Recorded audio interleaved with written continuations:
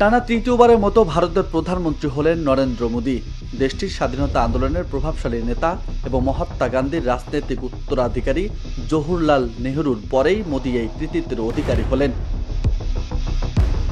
রোববার সন্ধ্যায় রাষ্ট্রপতি ভবনে তাকে শপথ বাক্য পাঠ করান রাষ্ট্রপতি দ্রৌপদী মুর্মু। এ উপলক্ষে দিল্লি জুড়ে বিরাজ করছে সাজ রব, নেওয়া হয়েছে কড়া নিরাপত্তা।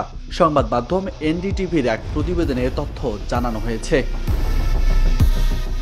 মোদীর শপথ অনুষ্ঠানে উপস্থিত ছিলেন বাংলাদেশের প্রধানমন্ত্রী শেখ হাসিনা, শ্রীলঙ্কার প্রেসিডেন্ট রনিল বিক্রমসিংহে, মালদ্বীপের প্রেসিডেন্ট মোহাম্মদ মুইজু, ভুটানের প্রধানমন্ত্রী শেরিং তোবগে, নেপালের প্রধানমন্ত্রী পুষ্পকমল দহাল ওরফে প্রচণ্ড। এছাড়া উপস্থিত ছিলেন মরিশাসের প্রধানমন্ত্রী প্রবীন্দ্র যুগনাথ প্রমুখ। মোদীর শপথ অনুষ্ঠানে আমন্ত্রণ জানানো হয়েছিল ৮,০০০-এর বেশি বিশিষ্টজনকে। এবার লোকসভা নির্বাচনে মোদীর দল ভারতীয় জনতা পার্টি বা বিজেপি একক সংখ্যাগরিষ্ঠতা পায়নি। ফলে তার তৃতীয় মেয়াদের এই সরকার হচ্ছে জোটের উপর নির্ভরশীল। নির্বাচনের ফল ঘোষণার পর জোটের মিত্রদের সঙ্গে চলছে দর কষাকষি।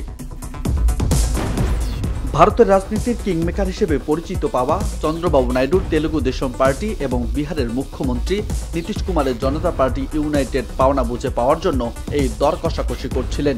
গত শুক্রবার এনডিএ জোটের নেতারা আনুষ্ঠানিকভাবে নরেন্দ্র মোদীকে প্রধানমন্ত্রীর পদে সমর্থন দেন। এরপরে রাষ্ট্রপতি দ্রৌপদী মুর্মু কেন্দ্রে নতুন সরকার গঠনের জন্য মোদীকে আমন্ত্রণ জানান।